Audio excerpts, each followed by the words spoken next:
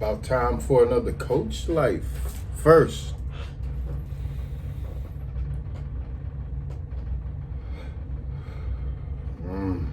yes. Oh, oh. Pardon the noise. Enjoy the candle. Apologies for the stretch. I had to do it. Today, let's talk about power. I was watching this white guy walk. Tall, blonde hair, shoulders back, and he was walking with such a purpose. He just looked like, he was about to go take over another world. I'm sitting here thinking, the hell is he walking to? And I mean, there was such an air of confidence and self-assuredness, and I was like, the hell, where is he going? It's like 7:30. Is that the go to get the coffee walk? That's the go to work walk? Go to the train? Like, is he hopping in an Uber? He was in the middle of the block, so it was like, it didn't make any sense.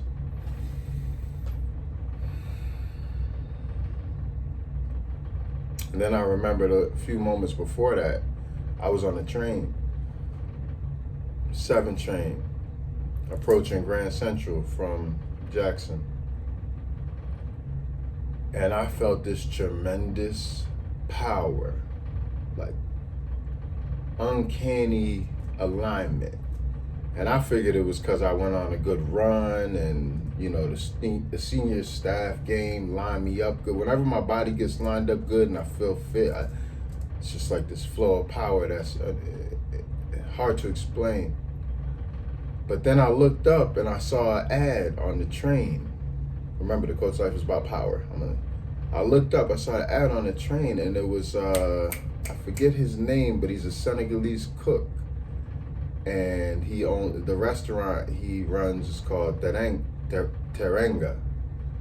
I keep wanting to make it Teranga, but it's Teranga, Terenga.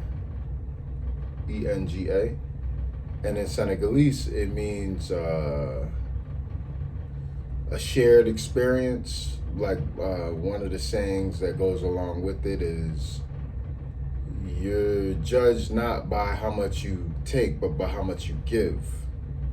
So even the style of eating is a circle, and everyone gets a kind of triangle in front of them that which they eat from, and that's how they're taught to eat and to share and to commune.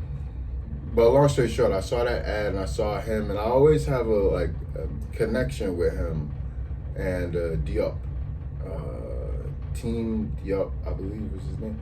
But when I saw him, he was in an Anthony Bourdain episode in Senegal, and they were just building, having like an illegal brew on the beach, because Senegal is majority Muslim. And shout out to Behind. Oh yeah, I forgot. Beatty FaceTimed me last night. Oh, there must be something going on with the ancestors, huh? Him and Anthony Bourdain were having a meal with an illegal drink, and they realized that they worked in the exact same restaurant in New York City. They were like, oh, the steps, yeah, down, because it was called Boom, and it was called something else. Long story short, I saw him, it aligned me in the ad. I saw a pineapple on a hat, and I was like, oh, for the longest, pineapples was just like a thing. And then I started to woo woo, and it was like when I have a deja vu or whatever, everything was just like, and I already felt lined up. So I was like, oh, here comes some superpowers. And every once in a while, I get reminded of how powerful we are. And when I feel it, it also reminds me of how much I'll give up my power for no reason. I think I'm being kind, but maybe it's actually a disservice. And I was thinking about that in the senior staff basketball game, just because, if I make a decision to do something, most often I can do it.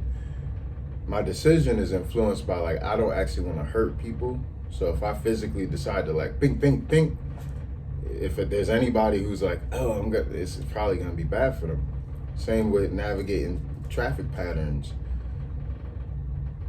But today feels like one of those days to embrace power,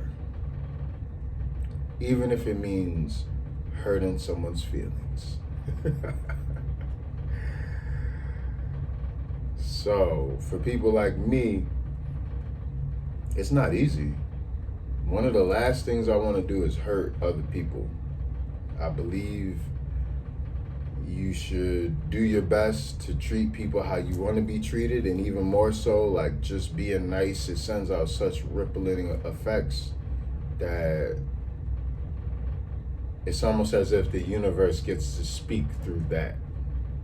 Whereas everyone being selfish and weird, it's another thing. Anyways, that's the Coach Life.